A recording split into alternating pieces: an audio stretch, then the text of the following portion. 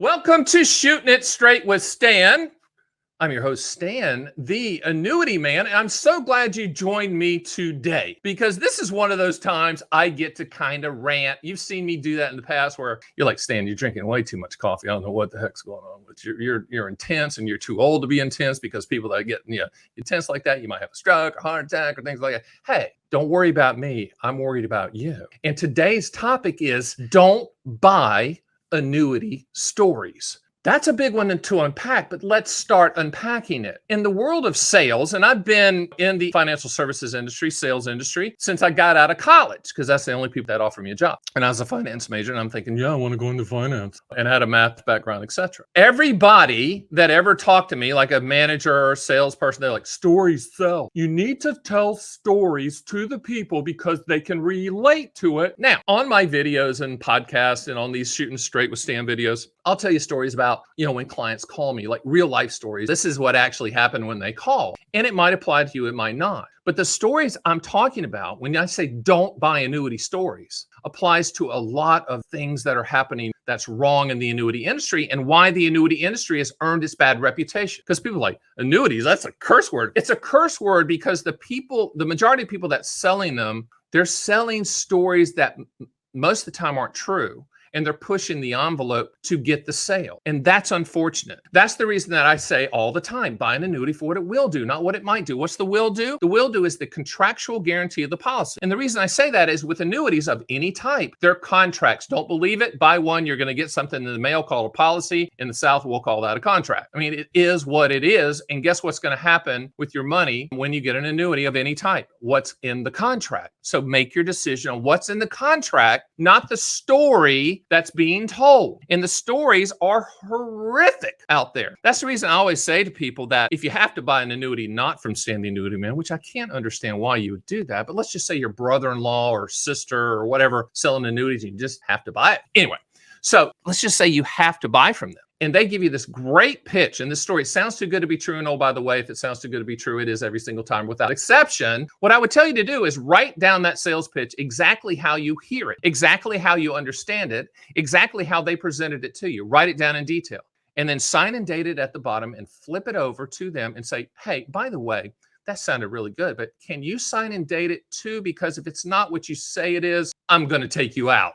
Not take you out like literally like mafia take you out. Yeah, I'm going to take you to court and get my money back because you lied to me. That's the only protection you truly have is what I call statement of understanding from the client's standpoint. In other words, this is the sales pitch I heard. I'm going to write it down and I'm going to have them sign off on it. Typically, when you do that, the pen weighs 1,000 pounds. They're not going to sign it or they'll go, oh, no, that's not what I was talking about. But the stories that are out there now are crazy. And let's go through some. There's numerous indexed annuity type products. We're not going to get into details of them. Yes, I sell them. I have no problem with them, but they're CD products like indexed annuities, fixed index annuities were designed in 1995 to compete with normal CD returns. And spoiler alert, that's what they do. But that's not the stories you're going to hear. The stories you're going to hear is market upside with no downside, market participation with no market loss. Well, if that's the case, then I'm calling Chairman Powell at the time of this taping. He's head of the Fed. And I'm saying, hey, brother man, got it fixed. You just buy index annuities for the country and everything's going to be perfect. If it sounds too good to be true, it is. If you believe it's true, then you're the rube at the table and the sucker at the table. Don't believe the story. If they're saying something, say, listen, what if it gets zero? And they, well, it never has gotten zero because historically, if you look at these returns that I'm showing, if you'd owned it 10 years ago, that's a story. That's garbage. Never base your decision on a back-tested number. And what drives me crazy right now in the index annuity world are indexes. They're being created out of thin air based on an algorithm that's looking for an actual return. So they create this XYZ index, and then they go, if you'd owned this XYZ index 10 years ago, this would have been your return. Well, how is that possible, Chester the agent? Because it's only been around for 2 months. How could have I earned it 10 years ago? And oh, by the way, you might want to check that specimen policy and say, can they change those allocations internally? There's some games being played here. Now, I understand why the annuity carriers are doing that. They can get better option pricing on an annuity made up out of thin air as opposed to the S&P 500. But understand that all of these index annuities are designed to create a CD type return 2 to 4%. Anyone that tells you otherwise, it's like George Costanza said on Seinfeld. Seinfeld. If you believe it's the truth, then it's not a lie. That's what a lot of these agents have convinced themselves. It's like walking past a mirror and you're 50 pounds overweight and you glance and you go, you know what? I look pretty good. No, you don't. You're 50 pounds overweight. It's the same premise. So the stories that they're going to tell, just don't believe them. Another story that anyone who says this, get up and walk out. If they say to you, well, my mom owns this, or my uncle owns this, or I own this, and here's my statement, I want you to look at it. That's a story. That's crap. Do not allow them to do that because you don't know if it's true or not. You don't know if they've doctored that PDF or that hard copy. You have no idea. What are you going to ask? Hey, what are the contractual guarantees? They need to ask you two questions. What do you want the money to contractually do?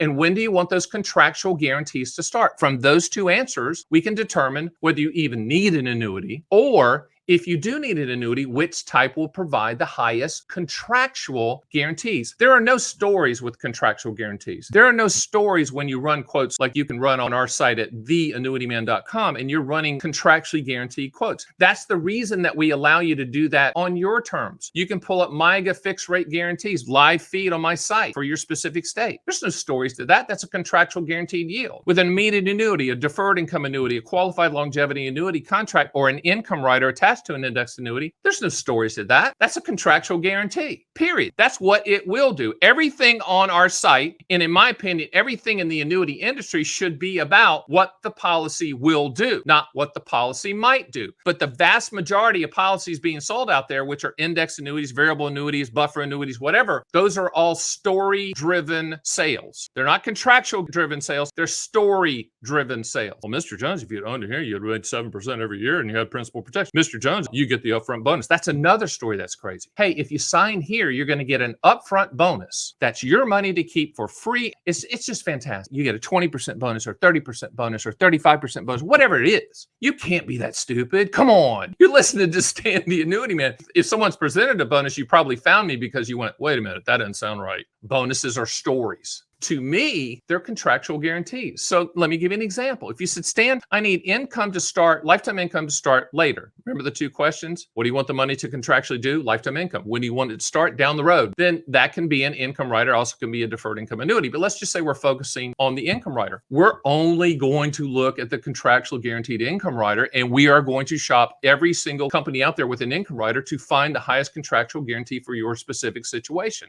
And that includes companies that have bonuses. That's part of the offering of the income rider. And spoiler alert, most of the time, the companies that are offering these huge, chunky upfront bonuses do not provide the highest contractual guarantee. It's a story. There's 100 pennies in the dollar. So if someone's offering you an upfront bonus, they're taking something away in the policy. Typically, it's on the payout on the back end, which is the most important part. So if you're sitting at the Bad Chicken Dinner seminar and they say, we're giving you a 20% upfront bonus, so your $200,000 is worth, you get $40,000 bonus. That's not free money, player. You know that. You got to be smarter than that. You've got to filter out these sociopaths out there that say these things cavalierly, hoping that some part of your brain believes it's true and you're going to trust them. Don't trust anybody, including me, and trust the contract, which leads me to my next point. With any policy that you're trying to make a decision on, first of all, there's never an urgency to buy an annuity, ever, ever, ever, ever. The urgency is for you to fully understand it. And if that takes you reading the specimen policy, then ask us for the specimen policy and we'll send it to you and you can read it. Because why? Once again, stories sell, but you're going to buy contractual guarantees. I always say, don't buy the dream because you're going to own the contractual reality. Don't buy the story because you're buying a contract. So buy the contract. So be very careful out there in the hinterlands of unregulated internet promotions, unregulated bad chicken dinner and expensive steak dinner seminars, unregulated people coming to your workplace as you retire and talking about one product. I mean, I just did a rant on that recently. Just that drives me crazy. First of all, remember this. Annuities, there's not one product that's better than the other. There's the two questions that you have to answer, period. What do you want the money to contractually do? When do you want those contractual guarantees to start? From that, we shop all carriers for the highest contractual guarantee for your specific situation. And then we talk about who that company is, their ratings, the claims paying ability, etc. But annuities are commodity products. There are no stories on commodity products. There's only contractual guarantees. And with that, I think I covered that pretty well. Don't you agree? Hey, see you next time.